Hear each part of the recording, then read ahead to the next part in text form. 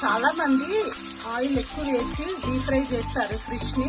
అలా కాకుండా ఇలా ప్యాన్ పైన కొంచెం ఆయిల్ లో ఫ్రై చేసుకొని తింటే హెల్త్ కూడా చాలా మంచిది. ఎక్కువ ఫ్యాట్ కూడా రాదు, ఎక్కువ ఆయిల్ కూడా ఉండదు. కాబట్టి ఈ ప్రాసెస్ లో చేయండి ఫ్రెండ్స్, చాలా బాగుంటుంది. డీప్ ఫ్రై చేయకండి, కొంచెం ఆయిల్ లో ఇలా ఫ్రై చేసుకోండి, చాలా బాగుంటుంది. ఈ ప్రాసెస్ లో మీరు కూడా ట్రై చేయండి, ఎలా వచ్చిందో కామెంట్ చేయండి. ఓకే మరి, బాయ్.